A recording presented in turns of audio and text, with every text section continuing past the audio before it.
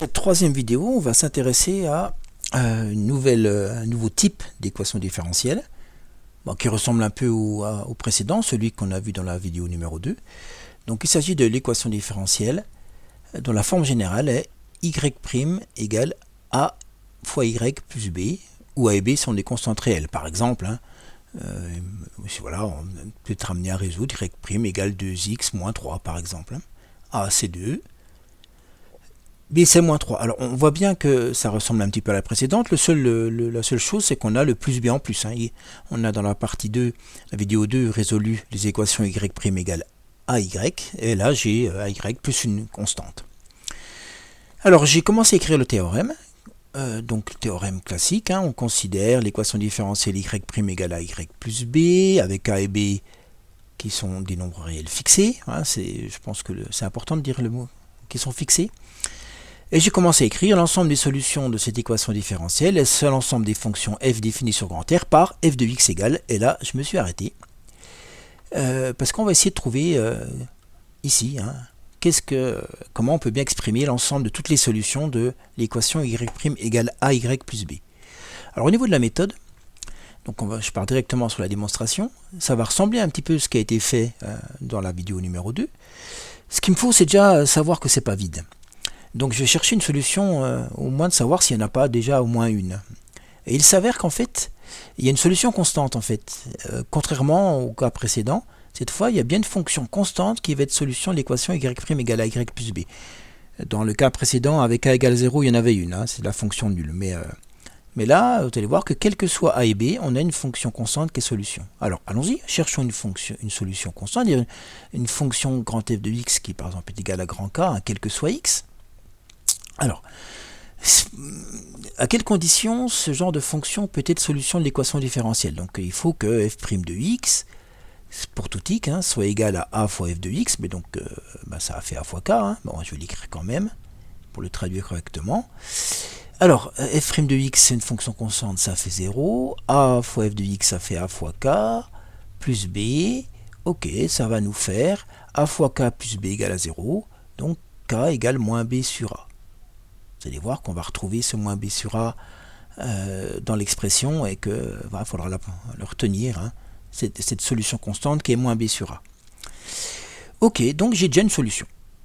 Ça c'est bien pratique parce que je vais pouvoir raisonner en disant, puisque j'ai déjà une solution, je vais dire, je peux commencer un raisonnement en disant soit f une solution puisqu'il y en a une. Ça pourrait être très dangereux de commencer comme ça s'il n'y avait pas de solution. Mais là je sais qu'il y en a au moins une.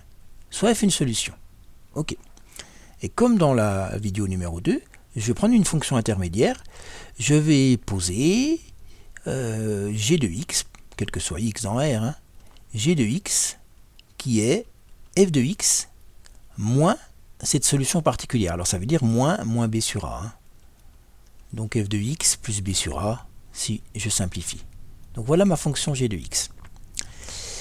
Alors, qu'est-ce qui se passe? Si je calcule la dérivée de g, ça va être f' de x, ok, plus la dérivée de b sur a qui est une constante, donc f' de x plus 0, ok.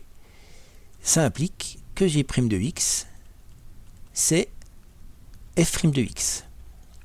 Ok. Mais f' de x, puisque j'ai dit, ça c'est une phrase très importante au début, j'ai dit soit f une solution de l'équation différentielle. Donc ça veut dire que f' de x c'est a fois f de x plus b. Ok. Bon, mais si je mets a en facteur, ça me fait aussi a fois f de x plus b sur a. Et, miracle, je retrouve ma fonction g de x. g' de x égale a fois g de x pour tout x. Et donc, cette fonction g, que j'ai construite à partir de f, est solution de l'équation différentielle de la vidéo numéro 2. y' égale à y. Mais ça, dans la vidéo 2, j'ai appris à le résoudre. Ça veut dire que quel que soit x, g de x écrit une constante fois exponentielle à x. Ok. Mais g de x étant, alors on va le mettre ici, plutôt ici, g de x c'est f de x. Alors voilà, je vais l'écrire proprement. Or, g de x c'est f de x plus b sur a.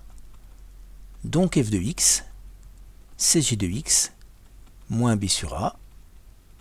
Et donc, f de x, c'est c exponentielle ax moins b sur a. Ce que je viens de faire, là, c'est de dire que si j'ai une solution de l'équation différentielle, enfin que les solutions, parce que je sais qu'il y en a déjà au moins une, les solutions de l'équation différentielle y' égale à a plus b, ay plus b, sont nécessairement de cette forme-là. Il me reste une petite chose à faire, comme dans la vidéo numéro 2. Encore faut-il être sûr qu'elles conviennent toutes. Elles sont forcément de cette forme-là, hein, mais est-ce que toutes ces formes-là conviennent? Bah oui, puisque si je fais la dérivée de c exponentielle ax moins b sur a, ça me fait c fois a exponentielle, c fois a exponentielle ax moins 0, ok, donc c fois a exponentielle ax, ok, et puis si je fais a fois f de x plus b, et donc je fais a, voilà, qu'est-ce que ça me donne? A fois c exponentielle ax, et a fois moins b sur a, ça fait moins b plus b, et ça disparaît, je trouve a c exponentielle ax, bon c'est la même chose, hein, c'est aussi c a exponentielle ax.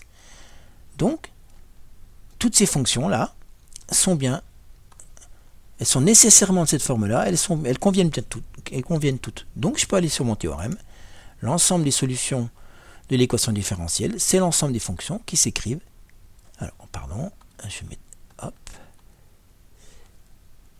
une constante, fois exponentielle à x, le a qui est ici, hein, moins b sur a. Et ça, c'est à savoir par cœur pour l'appliquer dans les exercices. Dès que vous allez rencontrer une équation différentielle de la forme y' égale à x plus b, alors ay plus b, pardon, il faudra la reconnaître et se dire, ah oui, je sais ça, je sais le faire, je connais l'ensemble des solutions, je connais la forme générale des solutions, qui est c exponentielle à x moins b sur a. Alors on va tout de suite faire un exemple, voir, ça va être très rapide. Si je prends donc cette équation différentielle, qui est là, y' égale, alors pardon, hop, y' égale 1 demi de y plus 5, ok. Je reconnais alors, hein, pour bien voyez le raisonnement qu'on fait, hein, je reconnais la forme y' égale ay plus b avec a égale 1,5, b égale 5. Donc, petit a, la forme générale des solutions de l'équadif, de l'équation différentielle, alors j'écris tout. Voilà, je suis presque.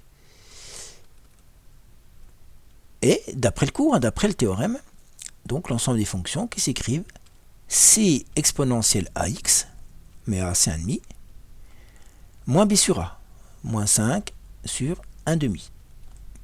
Alors moins 5 sur 1,5, ça fait multiplié par 1,5, ça revient divisé par 1,5, ça revient multiplié par 2. Donc c exponentielle 1,5 de x moins 10.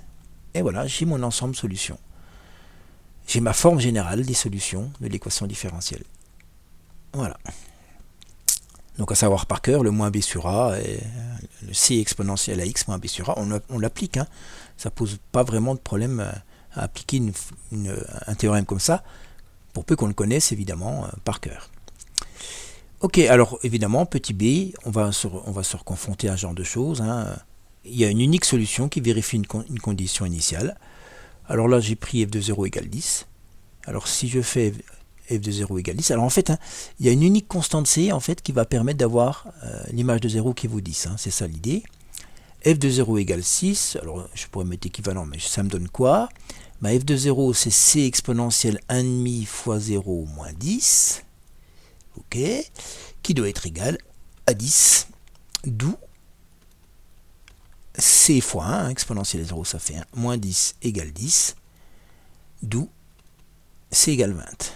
Et finalement, l'unique solution qui vérifie la condition initiale f de 0 égale 10, c'est la fonction f de x, qui est 20 exponentielle 1,5 de x moins 10. Et voilà la solution de l'équation différentielle qui est trouvée.